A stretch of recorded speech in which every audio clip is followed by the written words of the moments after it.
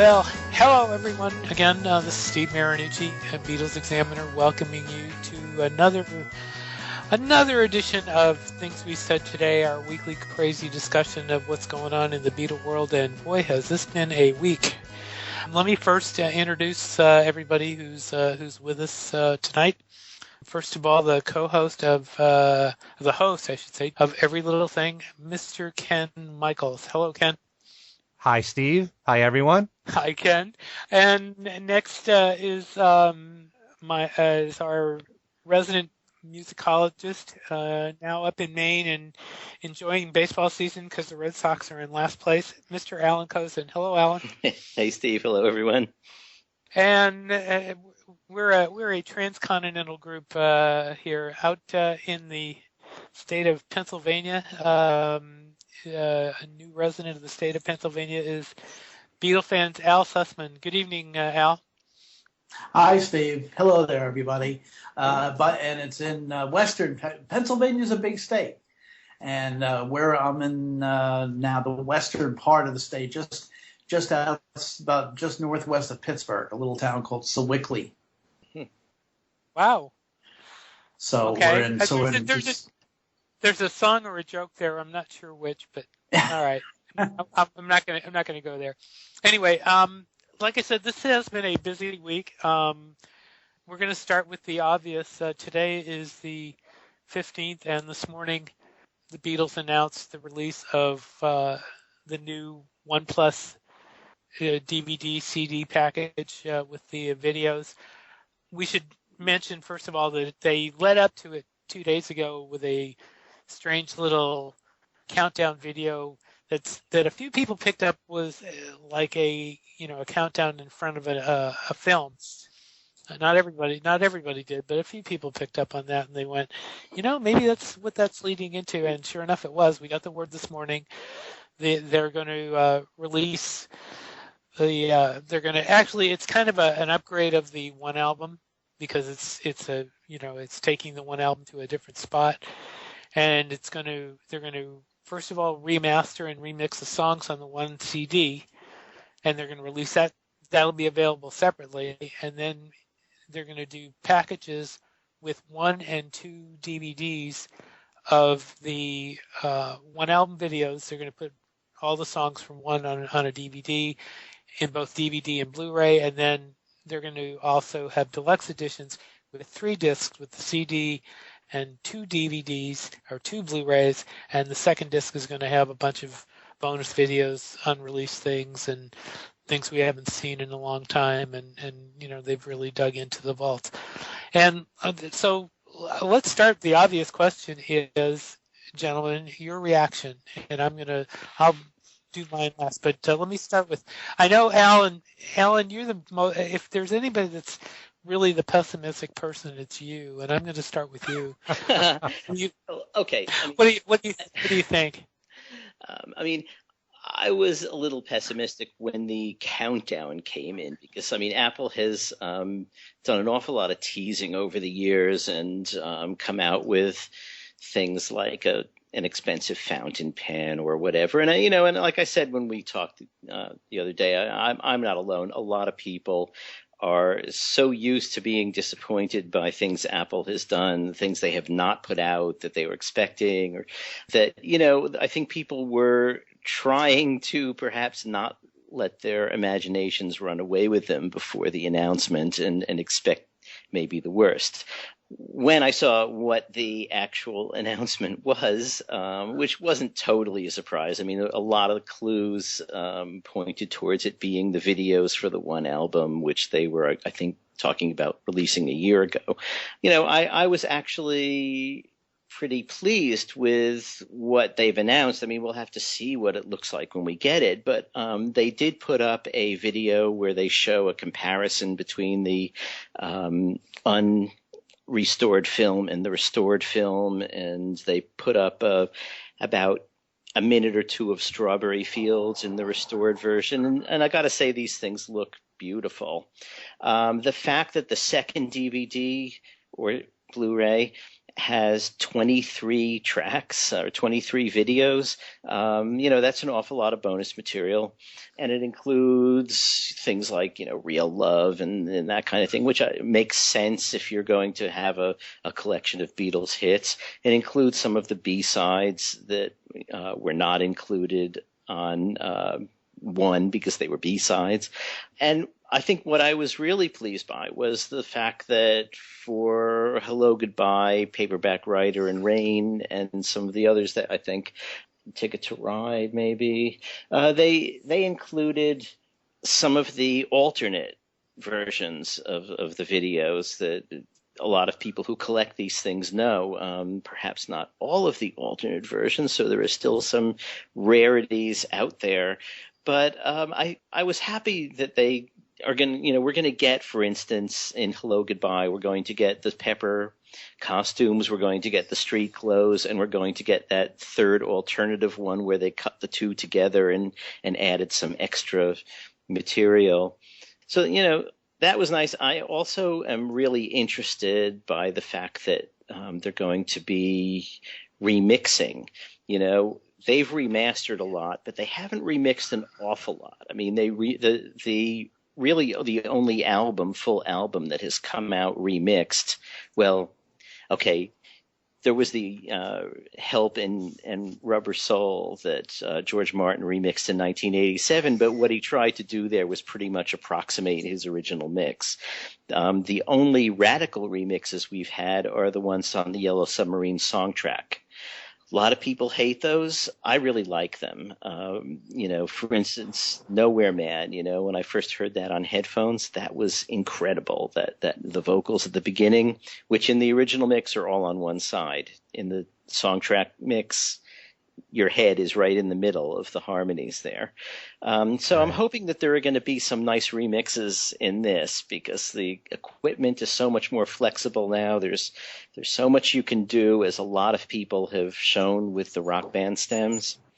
And plus we get 5.1 for all of these. Right. So, so all told, it's a really appealing set, and I'm very eager to see it, and I know a lot of other people are. But you don't think Let It Be Naked was also, because I thought. Oh yeah, that okay. That was a remix too. But except. Okay. Well, a lot of those tracks on Let It Be Naked were not the same tracks that were on the Let It Be commercial album. Right, that's true. No, I know. Yeah, no, I agree with that. But I mean, they wouldn't be remixes of existing masters. They were simply different takes. Right, but I'm trying to the smoothness or whatever of the overall mix was radically different than, I guess, because obviously it wasn't the Phil Spector mix, so the Phil Spector and they were different takes in I think in right. most of the cases of what was on Let It Be Naked, they weren't the same takes that were on. But it also had a different texture. At least I thought it did. But so that counts more as an archival extra, like the stuff on the anthology than a remix. With remixes, this is a topic we can get into maybe later in the discussion, but there are two schools of thought. Either it should be exactly as we had it in the 60s, or we should go back to the masters and see if we can make these things sound better because, we know we can without violating the Beatles' original intentions. And there are people who feel very strongly on both sides. But maybe we should get back to that and let everyone else talk about their responses to the announcement first. All right. Al, let me get your reaction. Well, of course, I guess I've sort of become the semi-official defender of the one album because we've talked about it so much here and in other places. So my initial reaction when I saw this was basically about damn time, because really when you think about it, it's been 15 years since, in fact, it'll be almost exactly 15 years when these packages are released in November. Almost exactly 15 years since the original One album was first released, and you would have figured that that putting out a video companion to One, which in fact the bootleggers had done quite in the early 2000s. But you would have thought that Apple would have done a video companion by at least about 2005. So they're about 10 years. They're about 10 years overdue.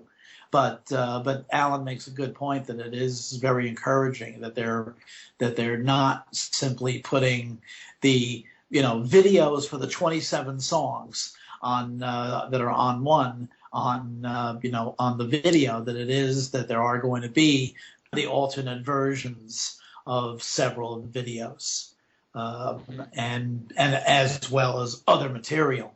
So it is very encouraging, and yes, the remixing element is definitely something that is certainly in the case of in the feelings of hardcore fans, it's again quite overdue, but it should be very interesting to see how it all comes out. Yeah, they've been really reticent to do this kind of thing, and the fact that they're doing it with their, with an album that has been so big for them is really interesting. It's almost a little scary that they're taking that risk. It's almost scary that they're actually agreeing to take that risk, because they don't usually do that. And although they probably should have done it 10 years ago. No, I agree. Yeah. But this is not something you wonder who's been yelling and screaming and got them to finally agree. But anyway, Ken, what do you think? You want to finish, Al? Go ahead. Finish. I was just going to say, you mean besides Bruce Spicer? Right. Ken, go ahead.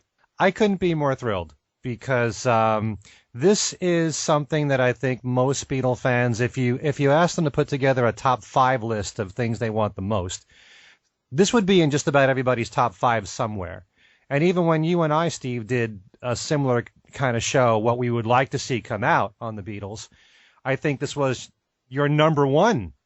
I think it of was. all the things you wanted to come out on the Beatles, this one ranked number 1. So I think that this makes perfect sense. And like Al said, this just took way too long. Thinking in terms of business, as I always do, nobody, certainly most people that I know of, wasn't expecting the Beatles 1 to be the mammoth success that it became. But certainly in 2000, when it became this huge success worldwide, you would have thought that Christmas of 2001, they would have rode the wave of this and really capitalized on it, no pun intended, and just put the videos out. It would have made perfect sense. But what I'm most excited about, because I've always thought they've got to put out a video companion to the Beatles 1, and if all you did was just focus on those 27 songs, there would be the biggest uproar amongst Beatle fans for not having Strawberry Fields Forever on there, and not having Revolution on there, considering Strawberry Fields is considered to be such a creative, ahead of its time video. Everybody points to that video. How can you not have a video collection without Strawberry Fields Forever on there? But like everyone here has been saying, to put on the alternate takes, I love the fact that they're going to include Free as a Bird and Real Love, and even the most recent video for Words of Love, which came from the On Air, the second BBC compilation. They made a video for that. So it's just nice that they've collected all this other stuff from recent years. The medley from Love, of Within You, Without You, and Tomorrow Never Knows. Whether we like the videos or not, it's just to put them all on one package is really nice. The other thing I like about this is that the Beatles 1 really does cater to a mainstream audience. And at the same time, something like this, to have the videos, not only would cater to the same audience, but also to the hardcore fans too. Because the ones who have collected all these videos all these years that have been on bootleg, they're going to want this anyway because it's going to be the best picture quality. Plus, it's also going to draw in the mainstream crowd and new Beatle fans as well. And also, I want to ask you this question, Steve. I don't know if you guys know, but I thought that you said at the beginning of the show you could buy the CD alone. Yes. Yes, you can. Yeah. Okay. Yes, you can. Okay, because I also think that since the Beatles 1 became the biggest selling CD of the last decade, and in fact, since the 2000s, this is going to really catapult the Beatles 1 to becoming one of the biggest selling CDs, or titles, I should say, of all time. Because if you're going to buy it for the videos, you got to buy the CD with it. So that's going to count as a sales unit as well. So no, you don't actually. You can get the DVD separately, and you can get the Blu-ray separately. Oh, you can. There are, right. Yes, there are 7 configurations, we should say, plus possibly vinyl, which would make 8. There's the CD, CD plus DVD, CD plus Blu-ray, DVD only, Blu-ray only, deluxe with the 2 DVDs, or deluxe with the 2 Blu-rays, both of which have the CD in it. So yeah. Those are the formats. And for those of us who like to collect everything, this is going to be really expensive. Right. And it's also the songs are coming out on vinyl also, double LP.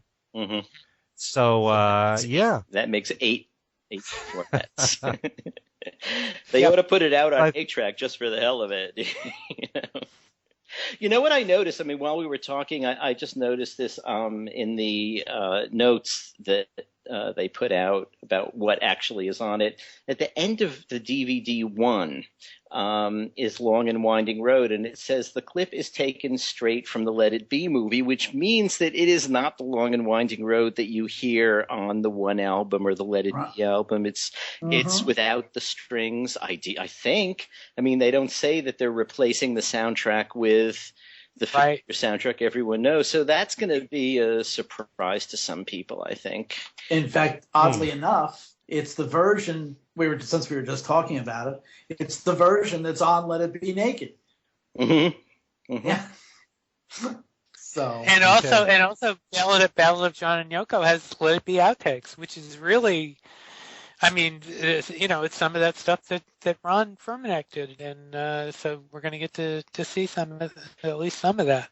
But wait a minute, anyway, those are the same outtakes that have always been in the Ballad of John and Yoko, right? The original promo clip features outtakes. Right.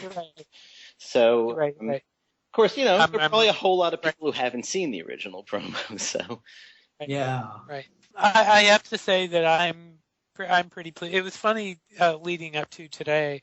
Some of the theories that people were coming up with. I mean, there was one theory that there was going to be a joint tour of Paul and Ringo, which, you kind of knew that was. But I mean, the fact that they'd been fooling around with the YouTube videos for so long, just as recently as May, and, I was, the word was at the time that they were just doing house cleaning, but I mean, obviously that's not true, but this is right. You're right, Ken. This is one of the things on my bucket list. I mean, you could go through and say, why don't they have every version? Well, they wouldn't have every version. I think the one video that I really miss that I wish was there was Shout from Around the Beatles. But that's not really a video. It's just it's just a performance, and plus the only existing footage of that has the credits for Around the Beatles, play over it. So it doesn't make any sense for something like that to be included in a package like this. The Day Tripper on disc 2, one of the Day Trippers on disc 2 is from the music of Lennon and McCartney. So but it doesn't have credits, No, that's over it. That's true, but I'm just saying. And they also have because it was out on bootleg, they have the versions of those songs without the audience. So I don't know. Anyway, that's neither here nor there. I'm thrilled. I mean, this is fantastic. If there had to be anything to put out. This is definitely it. And I got into a conversation with somebody on the Hoffman board today who said he didn't think younger people would go for this. And what you said, Al, basically, I agree with that. That this is That's something young people. nonsense. That's absolute nonsense. Right. It's because the core consumer of the one album for the last 15 years has been young people. Because let's face it, that album, especially, given the grousing that so many of us were doing going into its release, saying there's no need for this, so people either your age or my age, have not been buying the one album unless they're ultra completists and have to have everything, including the corrected little bit on Day Tripper. But it's so to say that young people aren't going to buy this is absolute nonsense, especially given that a lot of them probably have never seen the videos. I completely agree with you. I mean, that's just. I mean, plus we are in even if we're not in a MTV age, we are in a video age, and Sure. Videos have a lot of people are very attracted to videos. So this is something that's going to do extremely well. They know it. Anybody that doesn't realize that isn't aware of what's going on, because it will be. This will be big. So yeah, I think a lot of us have been clamoring for the release of Let It Be already and all that stuff. Sure. And yes, of course, that should come out. But I have to say, as a watching experience, this is going to be a lot more fun than Let It Be. Oh, please, Right. Absolutely. Yeah. Yeah. In fact, I recently sat down to try and watch Let It Be, and you just kind of go, even some of the better quality, that video that showed up recently online that it was a little better than normal. Still watching that, it's just not.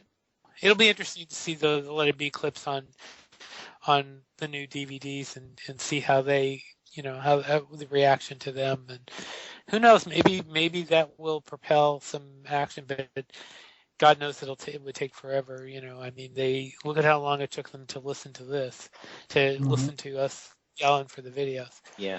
So. There's probably a lot of decision making going on here, other than the fact of should we do this, because you got to clean up all the videos. You got to decide which videos to use. Right. How far into the catalog are you going to go? Are you going to include Free as a Bird and Real Love? Are you going to include the newer stuff? All that has to get decided. So. I think there's a lot more to it than just, people have been waiting for this and that's why we're doing it. Mm-hmm. If you look at the videos that they've posted, I mean, it shows some people doing some of the cleanup work, and they talk about some of the things being reconstructed from, the original footage, to match what was in the clip, but instead of just cleaning up the clip, reconstructing it to make a brand new version of the same clip. So an awful lot of work went into this. And I do believe that even though these videos are old, it's still so historic because it's the Beatles. And some of the video channels, like VH1 or VH1 Classic or Palladia or any of those channels that still play videos at times, they'll insert a video here and there from this because it's the Beatles. And that's going to spur even more interest. And I'm sure there are going to be some TV commercials too coming out of this. Mm-hmm. Oh, sure. I also was told that there's going to be, for those of our listeners in England, there will be a British television special. I'm not sure about America, but I did hear that there's going to be something in the UK. So there you go. I would be surprised that someone should try to pick it up here then. I would think some channel would.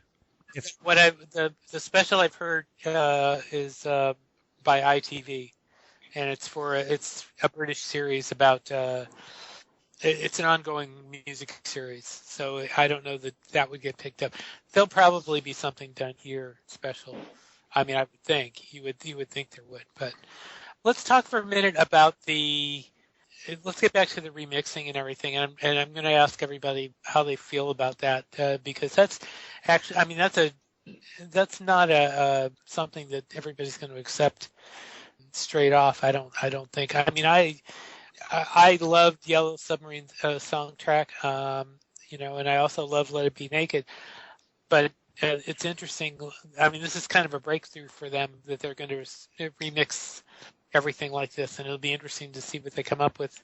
Will they come up with a stereo master of She Loves You, for example? No.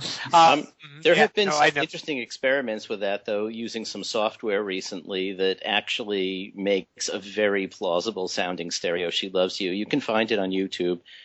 Yeah, I was just going to say that, because I've grabbed the audio from a few of those, and they are very convincing, extremely convincing. Yeah, there is one guy, I can't remember what name he goes under, but he's done Love Me Do and She Loves You. And, gotta say, they're both really good. The one I heard, I was just listening to one the other day that did She Loves You and I'll Get You. And I can't remember, I think it was a German guy, because I think he had an accent. But, yeah, there are some, if you go looking on YouTube for Beatles Rare Stereo, there are some very interesting, and if you have, I won't tell people to do anything nasty, but if you have audio capture software, they're great to download as MP3s and stick them on your iTunes. They really are. But how does everybody feel about the remixing, though? I'll start with you, Allan, again. Go back around the same way. I'm fine with it. I mean, originally, years ago, I would have been sort of an original mix purist, and I think that changed when I heard the Yellow Submarine song track, because I thought so many of those were, they didn't make it a different song. It was the song you knew and loved, but the placements were so much better than the originals had been. And I interviewed them about that. One of the engineers, I can't remember his name actually, but he said basically what they had done is, when they made Pepper, for instance, they took 4 tracks and then they made a copy of the 4 tracks, combining some of the tracks onto a separate tape in order to buy themselves a couple more tracks, and then they added new tracks to that. They apparently had saved all the originals before they were mixed, and so now they have, as many tracks as you want on digital. You put it on Pro Tools or something, and so they were able to get all of the original instrumental and vocal tracks that you couldn't have pried apart earlier, because they had been, before the final mix, they had already been mixed down to a transitional mix, so there was nothing you could do. But now they, by going back and getting all those original tapes, putting them onto, I assume they used Pro Tools, but a multi-track digital format, they now had a lot of flexibility that they didn't have at the time they made the original albums. And we're talking about Pepper, Mystery Tour era kind of stuff, and some Revolver stuff. Yeah. Right. Well, that's true. And when you're talking about Yellow Submarine, you're talking a different or a certain period, but we're talking now about a much wider area, back as far as 63. And that's interesting to me, how they're going to deal with those early tracks. How if they're going to be able to have that same flexibility, because obviously, the way I see it, the way I think it is, and tell me if I'm wrong, when you're dealing with that Yellow Submarine stuff, you have, or that era, you have, it was recorded a certain way where you had all those tracks available, where earlier you don't have that kind of flexibility. Am I right? Yeah, you're basically right, but you do still have 4 separate tracks to work with, and plus there are things you can do today with, for instance, teasing things out by getting the out-of-phase material and that kind of thing. I don't know if they do that there, but I think they do, because they did some of that for Rock Band. I think they'll have a lot more flexibility than they did, and also keep in mind. early on there were these experiments with, well, first of all, there was George Martin's idea of putting the vocals all on one side so he could make a mono mix. They're not really married to that right now. Well, I had talked to him when the first batch of CDs came out in 1987, and he was complaining about the vocals on one side versus instruments on the other mixes of the first two albums. And I said, but, the same thing on about half of Rubber Soul, it has it that way. And it, the rumor always was that, it was December, you had to get the album out. And so you sort of were rushed on some of those mixes, and that's why. And he said, no, what we were trying to do was to find a way to make a stereo mix that could be folded down into mono just by, in effect, pressing the mono switch. And he said the problem was if you put the vocal in the middle of a stereo mix and you folded it into mono, the vocals would turn out to be, I think it was 4 dB louder than they really should. And so that's why they went back to putting it on the side. But anyway, now they don't have to be concerned with any of that stuff. They can take the 4-track mixes, put the vocals wherever they want, have harmony vocals on either side because they were often on a different track. There's a lot that they can do, and I'm really looking forward to hearing the remixes because I think that we have here the greatest pop music catalog ever recorded, and what we've had it as until now are 1960s antiquated mixes, and they're the mixes that we had, and they're mixes that came out at the time, and you have to respect them, but the stuff can sound so much better. And we still have the old mixes. I mean, the standard albums will still be there. You can always go back to them if that's what you want to hear. If you want to hear Nowhere Man with the vocals just on one side, that's up to you. But I'd like to hear. I'd like to hear the new mixes just to see what can be done because I have an idea what can be done, and it's pretty good, I think. So we'll see. Al. I would ditto, especially those last few thoughts that Allan had about the fact that, as our friend Robert Rodriguez has been campaigning for some time now, basically he feels that the entire catalog should be remixed, because of the fact that we would be able to take advantage of the great strides technologically that we've taken in the last 10 years or so.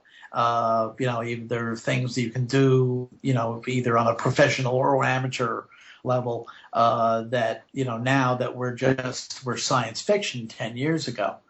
So and as Allan said, if you're that married to the original mixes, you've got them. I seem to recall having this conversation about the U.S. albums. But if you're that married to any of the different mixes, you've got them. You can just go back to them and enjoy them. But I think it's a great opportunity for them to be able to kind of expand on this very rich catalog. I don't know how much they're going to be able to do with, say, Love Me Do and From Me to You and She Loves You, but certainly in the case of the material from '64 on, the potential is very great. Mm-hmm. You brought up an interesting point, Al. They have been so beholden to those remaster mixes from the remastered CDs, and this is the first time they've ventured from that. I mean, they did it with the U.S. albums, they did it with the Japanese box, and now they're going away from that. That's really interesting. It's definitely they're definitely taking a turn for the better, because I think there were a lot of people, even though a lot of people were real happy with the remasters, there were also those that didn't think they were that big of a deal. So well, those people the ones who weren't satisfied with the as you know, the 90909 remasters. Those are the kind of people that are never satisfied about anything, because those were absolutely magnificent. And in that particular case, yeah, because of the fact that the 1987, 88, reworkings were not all that successful sonically, we did need a newly remastered version of the original recordings. But that said, there is now, that much more room for remixed versions of those songs using the 21st century technology. Mm-hmm. Let me, before I forget, I want to bring up one thing, correct something that I wrote today that some people listening may have seen, but has since been corrected. I wrote that the clip of 8 Days a Week on the first disc is from Shea Stadium, and obviously it's not because they didn't do it. But they did use footage from Shea Stadium to create that clip. So it's one of those newly created type of things. But obviously there's no 8 Days a Week audio floating around, unfortunately. But anyway. In fact, I don't think there's a video performance anywhere of them doing 8 days a week. No, they never did. No, right. they did. Yeah. There's one other thing about the remixes I want to mention, and I know Ken hasn't had his say yet. I think we're also coming into a time when that is becoming a lot more common. I mean, we're going to see on the Tug of War and Pipes of Peace reissues, there's going to be the original album, and there's going to be a 2015 remix in the deluxe version anyway. We're seeing, for instance, the Yes albums are being remixed by a guy named Steve Wilson. And Steve Wilson is a musician, makes his own albums quite good. But he is being hired by a lot of progressive bands, particularly, to remix their stuff. And he is not really always adhering to exactly what the original album sounded like. I mean, he's often pretty close, but, there are people who are fanatical about these things who say, the TWST is missing and the whatever. But I think that, what we're seeing is a lot of groups and producers and their audiences are accepting the idea of someone coming in and making a remix, possibly because the originals are still out there. They can still get them. Often on these reissues, you get both the original mix and the remix. So I think it maybe the Beatles are sort of, or Apple are seeing that, this is something that's happening a lot now, and maybe people will accept it more than they might have 20 years ago. That would be, I think, when you're dealing with a younger audience, though, I think it's easier for them to accept it than it is for an older, more traditional audience, like with the Beatles. So I don't necessarily agree that. I think the Beatles would be a lot less likely to do something like that. Well, but Yes came out only a few years after the Beatles did, really. I mean, you're it's also it's still not the age of the audience is a little younger, though. I mean, I'm not saying that the remix doesn't improve them. I think it, I definitely think it does. It'll be interesting to see how far they go and to what, whether they end up making the old mixes unavailable, whether they will be in fact always available. But we'll see. Ken, you've been sitting there quietly. Go ahead. Well, pretty much I can echo what Allan and Al have said, because I just agree with just about everything. I've been saying for the longest time I never minded remixes at all, as long as you still have the original mixes available. And I can always remember when Let It Be Naked came out, there was a famous radio DJ, whose name I won't mention, and there was this big outcry. Paul is rewriting history with Let It Be Naked. He's not rewriting history. Let It Be is still out there.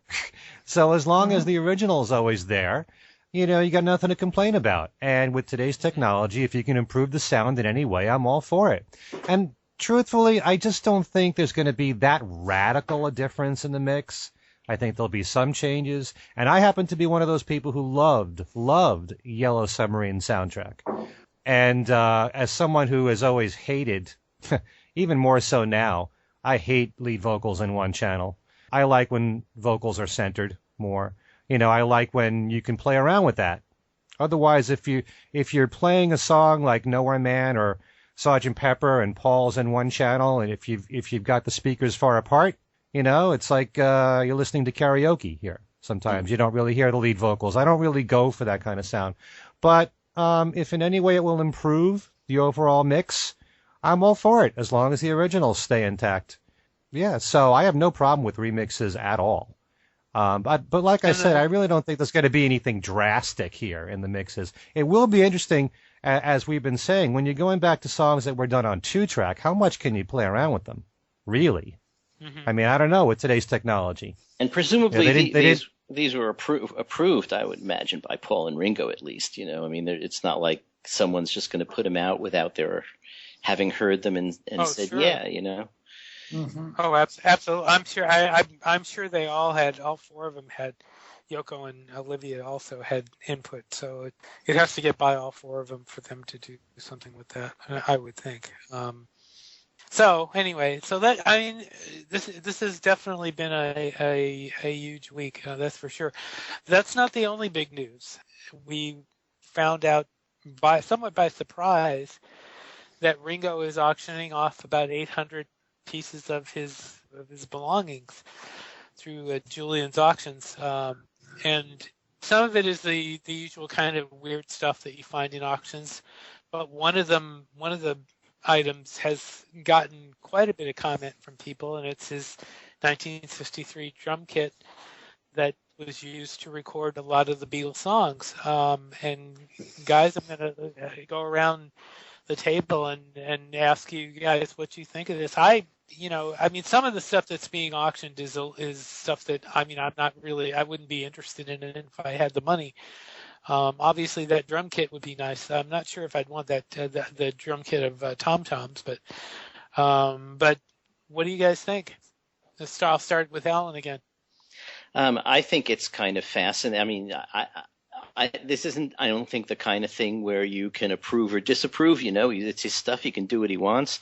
The beneficiary of a lot of this is the Lotus Foundation, which is his foundation that I think helps kids. But I don't know. I just kind of think that if I were Ringo and I had this 1963 Ludwig drum kit that I played on probably half the records that are on the one album that's coming out again. And their first few albums, I think he used it through February 64. So that would be even through the Sullivan shows. And, that is one historic drum kit. That may be the most historic drum kit in the world. I kind of would want to hang on to it. So I'm just a little, surprised that he's willing to let go of it. I mean, I think the estimates are something like $500,000 to $800,000, which, wouldn't be surprising. But yeah, I hope that thing gets, bought by a museum or someone who will donate it to a museum or lend it to a museum. It's obviously an incredible piece, and there's a lot of there are guitars given to him by John and George, one by Mark Bolan of T-Rex. A lot of instruments in there, lots of interesting stuff. Lots of outfits, things that he wore in this or that show, and I guess the significance of that to a possible buyer of these things has to do, I guess, with how important they think that appearance was, but the drum kit, this particular drum kit for me is like the whoa, it's an incredible thing. So yeah, that's all I think about it. I'm not going to be able to buy it, alas, but okay, as people say. Yeah, the estimate for the worth of that kit is $300,000 to $500,000. Okay. I still can't get it. Right. Al? Notwithstanding the fact that, obviously that drum kit is, it has a lot of history attached to it. Other than that, frankly, I really don't care. The whole auction thing bores me to tears. And it doesn't. Basically, I have no comment. So okay, well, you pretty much gave a comment there. Okay. Ken? It interests me a lot in the sense that obviously for Ringo to have held on to these items all these years, they must have some sentimental value to Ringo. But it is interesting that he's willing to part with them. I mean, the main reason why he's doing this, well, he's doing it for charity, but because he's held them in storage for so long, and, most of the time he doesn't even look at them. So what good is it? It's kind of like if we all had a record collection that years later, most of it we hardly ever listened to. What do you do with it? Except that this is the Beatles that we're talking about. So, yeah, the drum kit, who wouldn't want to own that? But there's also, he had the Beatles' White Album #1, the first copy, the one that was stamped #1. And that's a part of this as well. I mean, who wouldn't want #1? So, yeah, there's a lot of worthwhile stuff there to look into. There's also there's a Mercedes Coupe that George Harrison owned in 2000. And after George passed away, it went to Ringo. There's just the mere fact that he held on to so much stuff all these years. And he said for 35 years he's had this stuff. It's more than that. But just the mere fact that he's done that must mean that it's got to be important to him to have had this in his collection. But now, he's 75 years old. What is he going to do with all this stuff? If it was me, right. I mean, I can't tell him what to do. I'd rather that it be in a museum for people to see, for the whole world to share in it. But this is his choice, and it is going to a good cause. So, I'm all for it for that reason. All right. Anyway, we haven't gone through the whole hour. I guess we could talk some more about.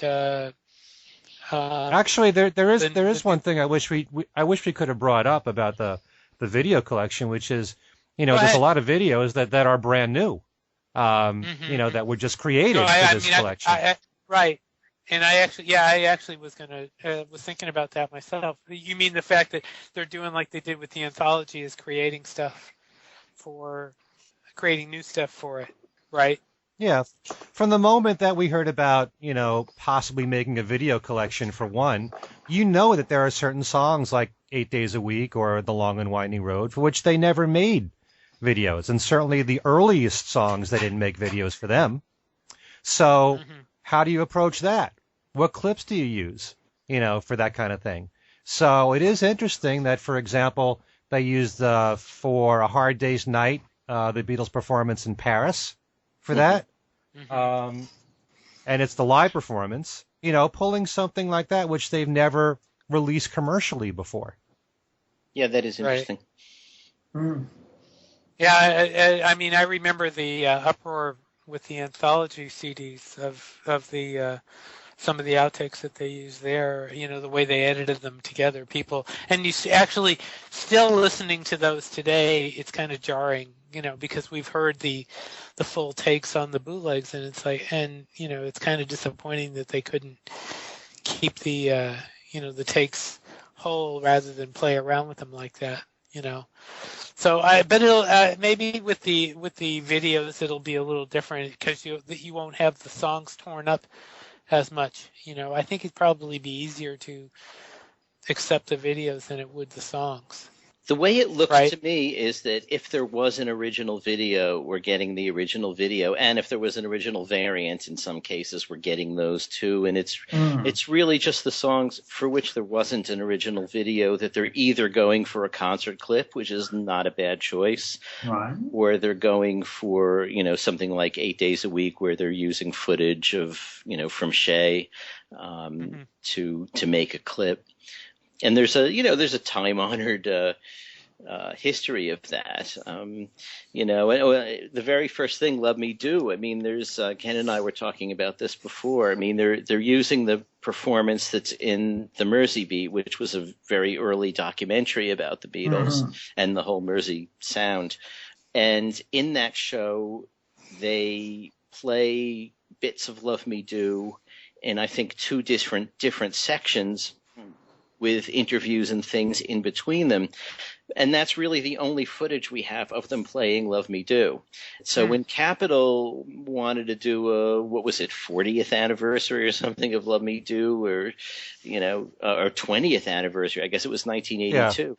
Yeah. They used, they used that footage, and they used a lot of other later footage to fill out the thing. I think they're going to do something like that here too. They talk about, in particular, using the Mersey sound. But what do they say? Newly edited clip featuring material from BBC TV's The Mersey Sound with performance footage filmed on 27th of August 63 at Little Theatre in Southport. I don't think that the whole song exists in that footage, so they'll have to do something else, unless, of course, they've somehow found the rest of the footage, but that seems unlikely. So, I think if there wasn't an original clip, they have to do what they can. And I can't see complaining too much about that, really, because if they want to replicate the songs on the album, and they don't all have clips. So right. I think concert clips are a good choice, and I think in the case of Long and Winding Road, for which there wasn't a promo clip, taking it out of the film, and also ideally jettisoning the Phil Spector production is a good choice too. Okay. And also, Eleanor Rigby is taken right from Yellow Submarine. Oh, really? Let's see. Yeah. Eleanor Rigby, yes. Clip taken directly from Yellow Submarine. That's right. Well, that was a kind of nice clip, actually. Mm-hmm. Yellow Submarine is taken from Yellow Submarine, too. It says from... It's interesting the way they word it. Yellow Submarine says this clip is newly created from original Yellow Submarine footage. And in Eleanor Rigby, this clip is taken directly from the Yellow Submarine movie. So with the Yellow Submarine footage, we'll get, something new. Possibly they'll use some of the live material that, they filmed the Beatles in the studio, some of which appears in Mod Odyssey. And of course, they're at the end of the film. Maybe they'll use some of that stuff. But yeah, interesting to see. I mean, listen, these things at least give us something we haven't seen that we can guess at and, see whether we like it or not. With the rest of it, with the Strawberry Fields clip and Rain and Paperback Writer and all that, we'll be able to just sort of sit back and say, yeah, it looks good. It looks better than I've seen it before. Like surround sound mix or don't like the surround sound mix, whatever. But, this is at least something fresh, I also noticed number one, they're on the second disc, they're putting an edit of Hey Jude together with two takes and the different David Frost introduction. And for Revolution, it doesn't say it's got the Paul and George Shooby-Doo-Wop, although I assume, because it says John Lead's vocal is completely live, as are most of Paul and George's backing vocals. So I assume that's what they're using. It looks like. Yeah, in fact, I think all of the takes of Revolution that they did, that day, had the, had that little bit from Revolution 1. Yeah, but they didn't all have. I've seen clips where Paul and George don't do the Shooby-Doo-Wop. Oh, okay. So there is more than one version of that. That's my point. And I hope, because it says there's one of two versions, and so I hope that's the one they use, because that's obviously the better one. But yeah, we'll soon find out. They haven't asked us, folks. What's another interesting thing about Revolution, now that I'm looking at the description? One of two versions. This was shot the same day as Hey Jude. John's lead vocal is completely live, as are most of Paul's and George's backing vocals. The instrumentation, including Nicky Hopkins' electric piano, is from the master tape. Well, so for the instrumentation, they have the flexibility to do the 5.1 mix and just use the live vocals from the David Frost performance. So we can still get a 5.1, even though on the Frost show, I mean, that's a mono tape, basically.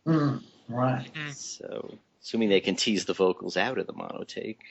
Right. We will see. Like I said, we will see. I also noticed that they have Don't Let Me Down in here. And the version that they're using is the one from Let It Be Naked, because that version is a composite of the two takes from the album Rooftop. So they're using that recording.